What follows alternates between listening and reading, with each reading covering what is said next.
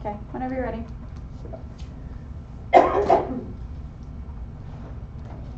Have you ever wondered if our government is telling the whole truth when they tell us our information? They have the power to say whatever they want and whatever they need to say, and as regular citizens, we are forced to deal with it, no questions asked. I believe that Princess Diana's death was not an accident, and I think that she was murdered by Britain's special forces after her divorce to help her keep quiet about the royal family's secrets. Although this cover-up took place across the pond, America's government is often called into question about their honesty with the people of the United States. An event like this can call into question if the British government can cover up murders to help avoid keeping their secrets from getting out. What lengths would America would go to do the same thing? My name is Summer, and today I'm going to talk about one of the many events that called British government and special forces into question, and I'll discuss why they had the motive to kill Princess Diana and how they covered it up. Diana met Prince Charles when she was 16 years old, and she would eventually become his first wife by the age of 20. BBC.com said it was seen by a global television audience of 750 million people in 74 different countries. This wedding helped boost the popularity of the royal family, and it was a magical sight for regular people to see one regular person have a fairy tale ending. Just after 5 years of marriage, the couple began experiencing issues in their relationship. They had realized how incompatible they were, and the magic of the wedding and the honeymoon phase wore off. This was a very big shock to the family members and the people because of their 12-year age difference. When they got married, Diana was 20 years old and Charles was 32. In their 15 years of marriage, they experienced a lot as a couple. They had a first son named William, and everyone was overjoyed by the news of a new heir. According to a Marie Claire article about their relationship, they announced a second pregnancy, but it became public knowledge a week after the announcement that Diana had suffered a miscarriage. As the family pushed through hard times, Diana eventually became pregnant with Prince Harry, and the family got to experience a moment of happiness when the pregnancy went well and he was born healthy. Besides pregnancy issues, Charles was known to be mean to Diana. Through their time together, Charles grew colder to Diana, and there was no more public displays of affection, and even behind closed doors they were cold to each other. Diana often felt unwanted and unheard. The royal waiting staff had admitted to hearing the two argue, and it said that in some instances Diana would go to extremes to be heard by her husband. An article from Independent.com discusses one event. 4 months into her pregnancy with Prince William, Princess Diana threw herself down the stairs in attempts to get her husband's attention. As it says on the slide, when she first went to the hospital to get medical attention, they lied to them and said that it was an accident. And then she eventually came out with the truth and said that she threw herself down the stairs because he wasn't listening.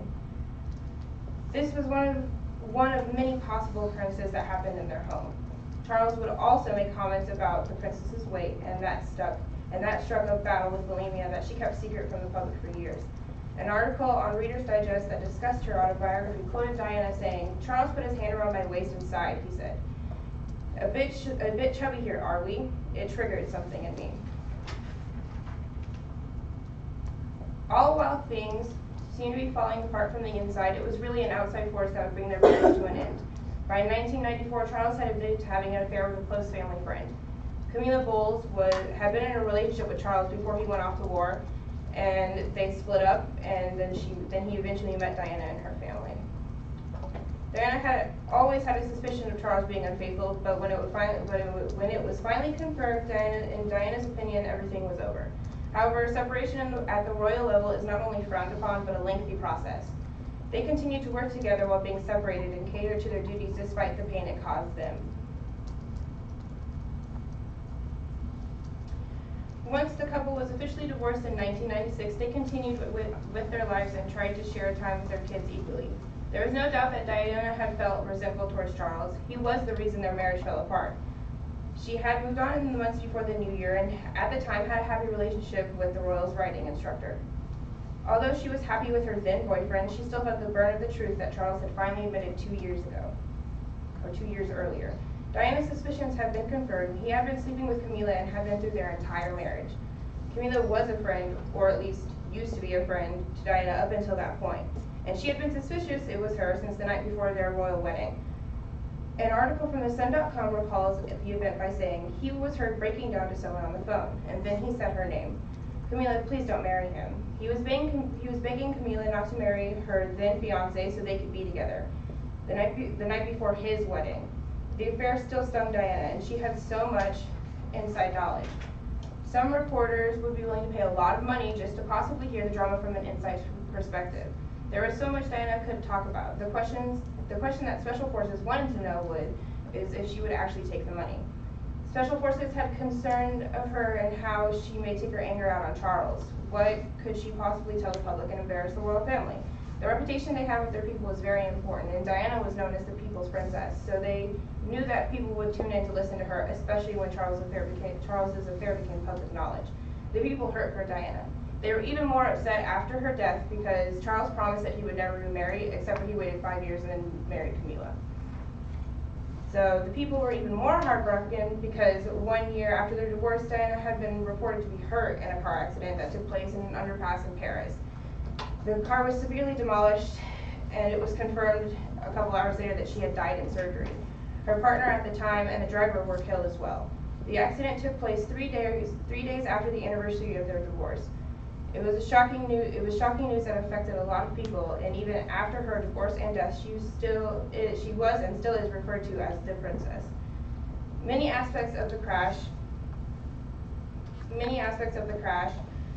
could point to possible setup. Her normal driver was given the journey off. He was told that transportation in Paris would be covered, and they hired a driver named Henry Paul, who was normally hotel security but was given the task to drive Diana to different destinations.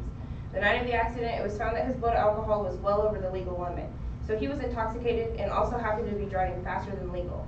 He was ordered to avoid paparazzi from getting pictures of the princess, and some speculate that the constant flashes could have had a big influence on how distracted Paul's driving was.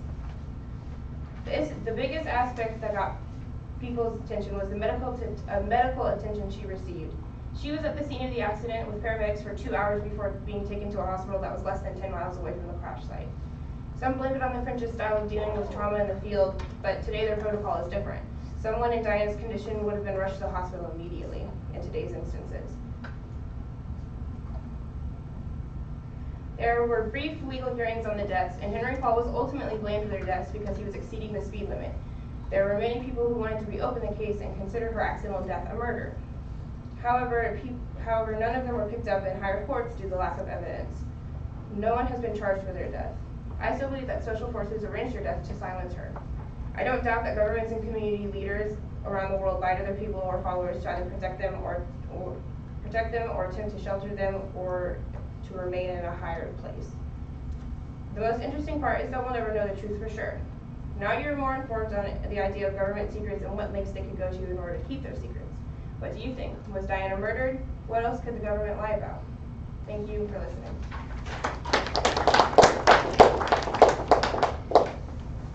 7:50.